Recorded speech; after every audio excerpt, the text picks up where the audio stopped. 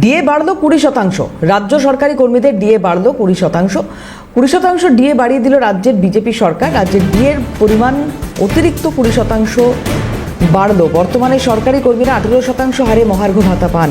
ডিএর পরিমাণ বেড়ে হলো 38%। 1 অক্টোবর থেকে এই বর্ধিত ডিএ কার্যকর হবে, এমনটাই বাজেটে ঘোষণা করলেন অর্থমন্ত্রী স্বপন দাশগুপ্ত। রাজ্য সরকারি কর্মচারী, আধা সরকারি কর্মচারী, শিক্ষক ও অশিক্ষক কর্মীবৃন্দ সরকারের কাছে কাজ ও নীতি রূপায়ণের গুরুত্বপূর্ণ ভূমিকা পালন করেছে। এদের এই অবদানকে স্বীকৃতি দিতে আমরা ঘোষণা করছি যে বর্তমানে 18% মহার্ঘ ভাতা ডিএ ওপর অতিরিক্ত 20% ডিএ দেওয়া হবে। মোট ডিএ হার হবে 38%। পেনশন প্রাপ্যরা অতিরিক্ত 20% ডিএনএস রিলিফ পাবে। এই ডিএনএস রিলিফের বৃদ্ধি 1 অক্টোবর 2026 থেকে কার্যকরী হবে। রাজ্য সরকারি মুখ্যমন্ত্রী শুভেন্দু অধিকারী কি বলেছেন শুনুন।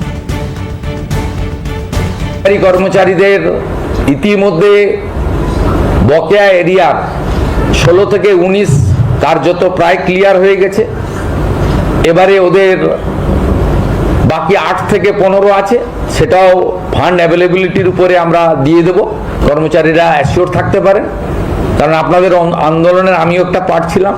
আপনাদের কেন্দ্রের সঙ্গে রাজ্যের তফাৎ ছিল 42%, আমরা 20% ডিক্লেয়ার করে দিলাম। অক্টোবর থেকেই পেয়ে যাবেন।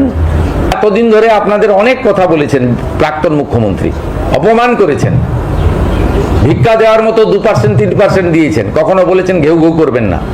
আমি আপনাদের বন্ধু হিসেবে কথা দিচ্ছি যে আর কয়েকটা মাস সময় দেন, আমরা একবার করে দেবো, দ্রুততার সঙ্গে করে দেবো। একটু সামলে নিতে দেন। এবং বিপুল ঋণের বোঝা আছে, সব দিক সামলে এগোতে হচ্ছে। 20% দিয়ে পুজোর মাসেই অ্যাকাউন্টে পেয়ে যাবেন। আমরা পুজোর মাসেই আপনাদের অ্যাডভান্স অ্যাকাউন্টে ঢুকিয়ে দেবো। বাকি যে গ্যাপ থাকলো 22%, সেটাও ধীরে ধীরে ধীরে ধীরে অপেক্ষা করুন ডক্টর স্বপন দাশগুপ্তর আরেকটা বাজেট পর্যন্ত। আমি আছি সাথে, আপনাদের কোনো অসুবিধা হবে না। বিজেপি রাজ্য সভাপতি শ্রমিক ভট্টাচার্য কি বলেছেন শুনুন।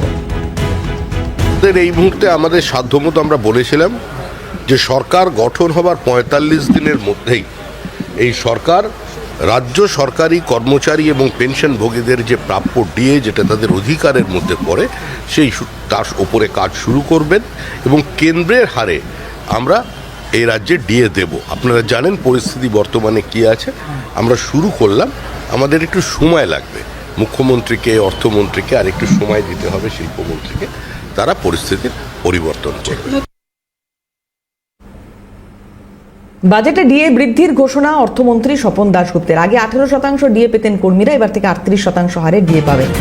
1 অক্টোবর থেকে নতুন হারে মিলবে ডিএ। কেন্দ্রের সঙ্গে ডিএর ফারাক কমে 22%।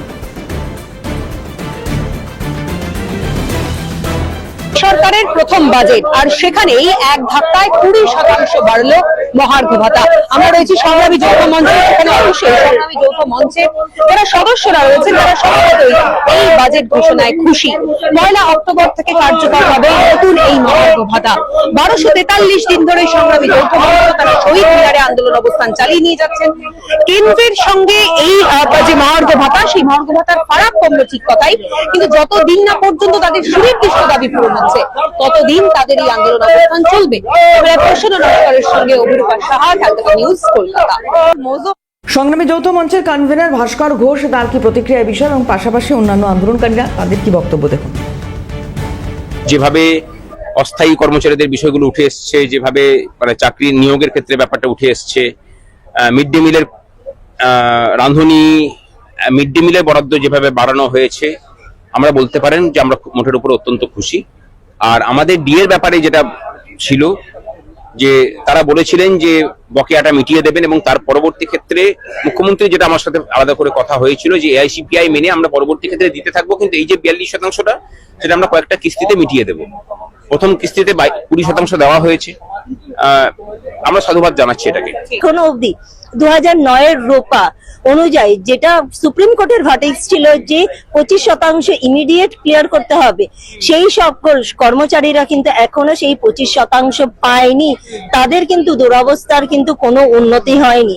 আজকের বাজেটে যদি তাদের এই 25%টা দিয়ে দেওয়ার ঘোষণা করতো তাহলে কর্মচারী মহল, আমরা যারা সংগ্রামী যৌথ মঞ্চের সাথে যুক্ত, তারা কিন্তু অনেক বেশি খুশি হতাম। পুরো বাজেটের ব্যাপার না, মানে সরকারি কর্মচারীদের ক্ষেত্রে যে ঘোষণাগুলো হলো সেটা নিয়ে আমি বলতে পারি এখন অবধি।